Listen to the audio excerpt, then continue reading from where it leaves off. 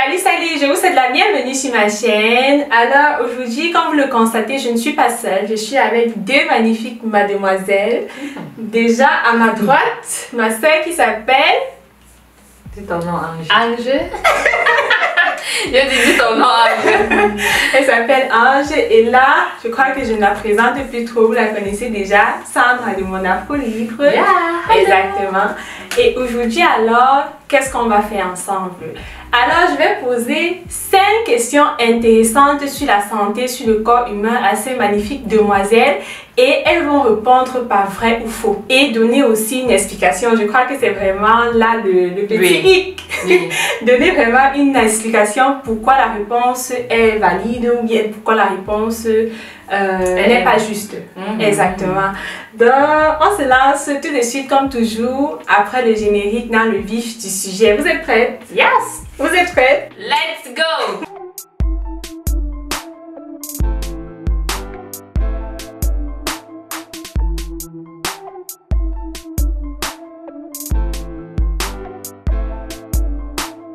Ok, Ange.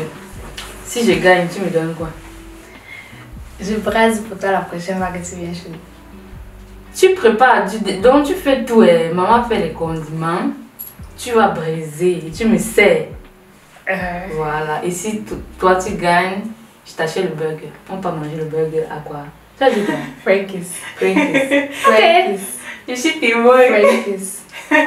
File les folk. D'accord. Du courage. Voilà. Dans ta tête. Et on ne pleure pas.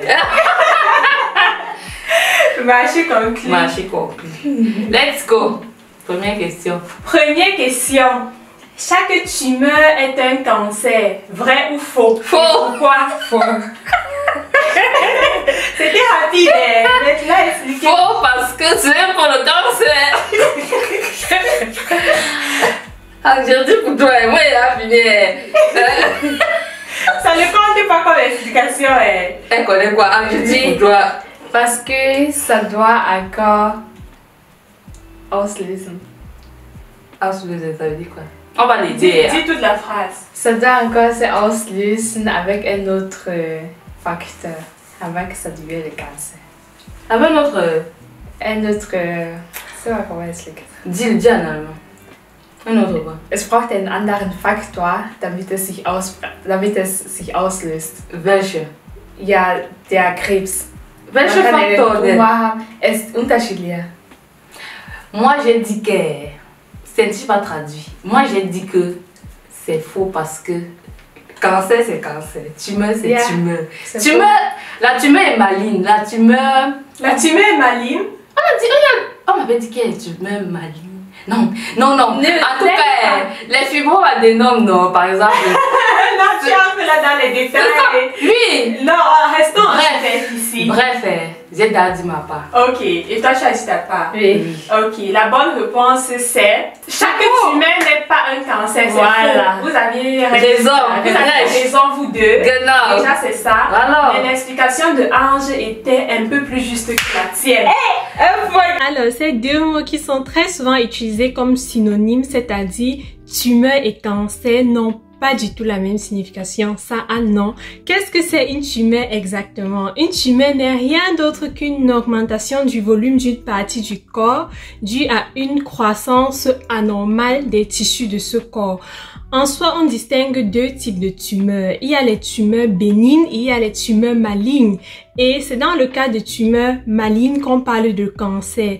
Donc, pour être simple, je dirais plutôt que les tumeurs ne sont pas toutes cancéreuses, mais le cancer en soi est une tumeur maligne, donc une tumeur qui peut être particulièrement dangereuse. Donc, c'est ça la petite différence, c'est ça le petit hic qui fait la différence. Tumeur et cancer, ce ne sont pas des synonymes, ce n'est pas la même chose. Un bon quoi qu'il a oui. C'est succinct. Si tu vas avoir un succinct. Deuxième question, vous êtes prêtes? Prête. Bien prête, Ange? Bien, bien. Ok. Les hommes peuvent avoir le cancer du sein. Vrai ou faux? Vrai. Et pourquoi? Ils sont les seuls, non les seuls.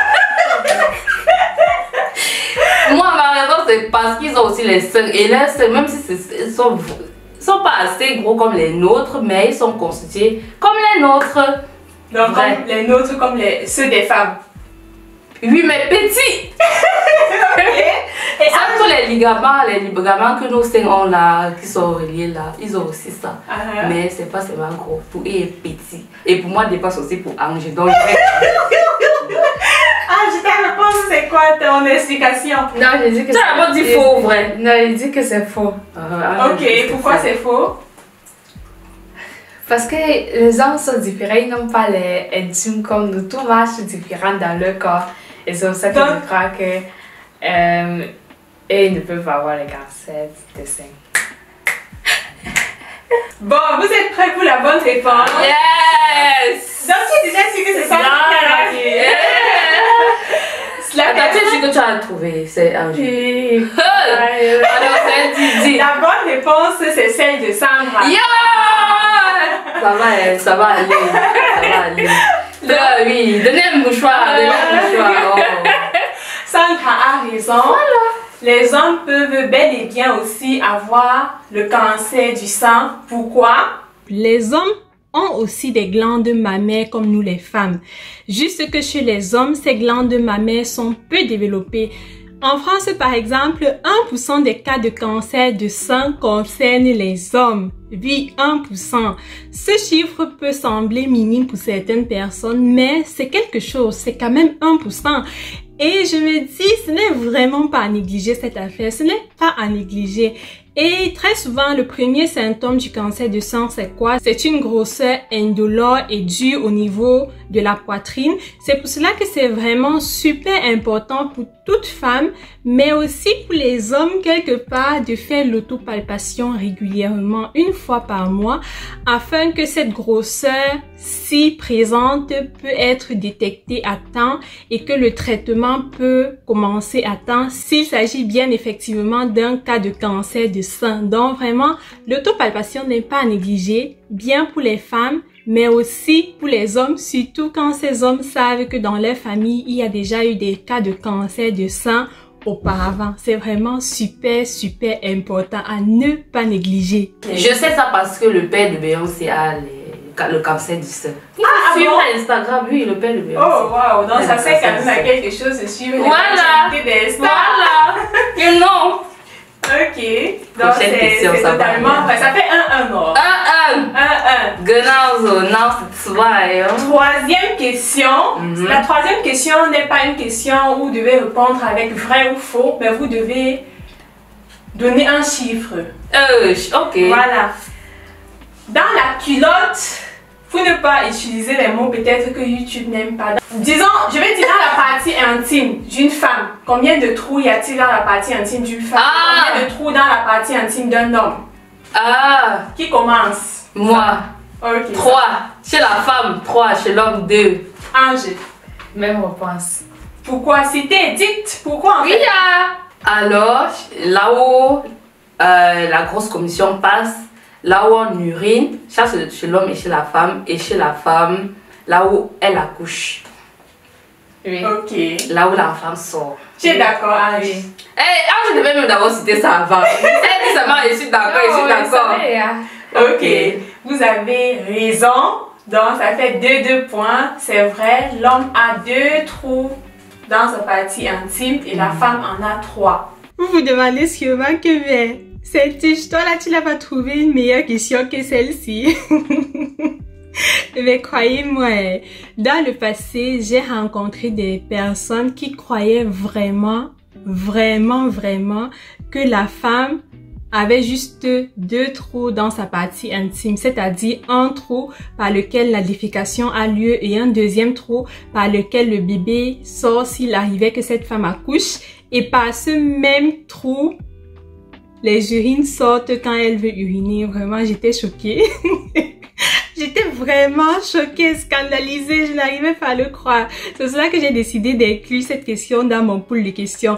Mais comme les deux l'ont déjà dit, les femmes ont 3 trous dans leur partie intime et les hommes en ont 2. Quatrième question. C'est là où l'acteur va gagner. Voilà. Parce que maintenant c'est Gleichstand, non? C'est même. Oui. Non, c'est 2-2, exactement. Le cœur peut battre en dehors du corps humain. Vrai ou faux? Oui. Vrai. Vrai. Hey, comment vous êtes sûr comme ça? Pas moi les films, non. Explication. Quand on dit là que ça fait tout. Ça fait encore ça, on opère souvent les gens, on retire le cœur ici, on met encore là-bas. Chez une autre personne. Donc ça bat en dehors, ça fait tout. Oui, mais Bon, ça... attends, quand tu dis ça, alors on retire souvent aussi le foie pour donner à une autre personne. Le foie bat en dehors du corps. Mais le cœur, son truc c'est de battre, non? Est-ce que le foie même dans le ventre il bat? Le foie dans le ventre ne bat pas, pourquoi il va sortir tout de suite? Il va battre, pourquoi? La fonction du cœur c'est de pomper le sang, donc il bat comme ça, il peut pomper le sang à chaque fois, comme ça. Donc, quand il sort, il continue à faire son travail jusqu'à un certain moment avant qu'il peut s'arrêter. Mais le cœur bat en dehors du corps. Angel, this is your time. Oui.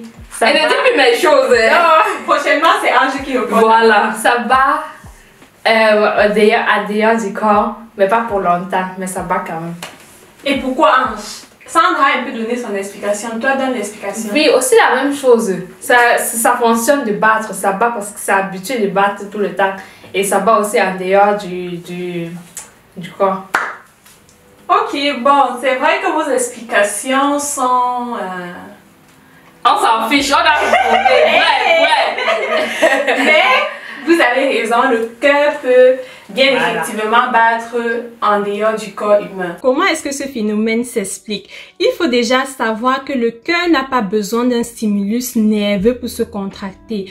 Le cœur dispose d'un groupe de cellules qui s'appelle le nœud sinusal et ce groupe de cellules dicte les battements du cœur. C'est-à-dire alors que même quand on retire le cœur du corps humain, celui-ci est capable de battre pour une période déterminée. Donc le cœur est un organe autonome. Attends, mon explication était plus valable. La partie surtout, j'ai dit qu'on retire chez quelqu'un, on met dans l'autre. Ça, Non. il faut voir Nollywood. Je donne un point à vous deux. Donc c'est 3-3, non? C'est 3-3. Et c'est la dernière question qui va tout dire. Si on a tous égaux, les abonnés de Saint-Gilles doivent nous amener au restaurant. Voilà. Hey. D'ailleurs que vous cotisez. Ah oui. On va faire la cagnotte. Mais la cagnotte pour aller au restaurant, c'est pas. Nous, on a seulement besoin de 100 € le jour là. Alors, voilà, c'est ça. Ça suffit. Ça suffit, non? 100 pour toi, 100 pour moi, non? Oui. Voilà. Exactement. Bon, on laisse la boisson. On laisse la boisson. Non, on va appeler la boisson. On met la boisson. Pardon, passons à la dernière question. La dernière question qui va roulement de tambour. La question c'est: les dents sont-elles naturellement blanches? Non. Oui ou non et pourquoi? Pourquoi c'est très important? Hey, Chai. En tout cas, non. Je parle de tout. N'attends plus ma part, tu dis que oui. Ta part c'est oui ou non, Ange? Non. Pourquoi? Parce que la dent est structurée pendant beaucoup d'étapes et il y a le Zahnschmelz sur la dent. Zahnschmelz. Et le Zahnschmelz là, il y a les minéraux qui forment ça, ça devient jaune. Donc ce n'est pas blanc de nature, ça a quelque chose à voir avec les minéraux là et les minéraux et le Zahnschmelz. Ce n'est pas blanc de nature. Bon, Zahnschmelz, je vais écrire. En tout cas, moi je dis qu'il y a des gens qui peuvent avoir les dents blanches naturellement et d'autres pas. Donc ça dépend de chacun. Et pourquoi en fait? Parce que d'autres ont plus de mélanine que d'autres. Non,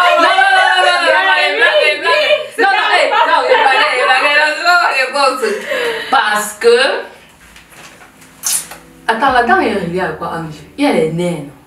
Exactement. Il y a les nerfs qui relient. Mais je donne déjà un petit... Non, je vais donner un type.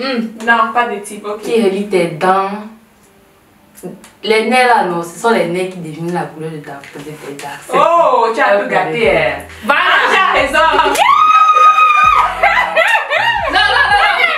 C'est fini. Sixième question.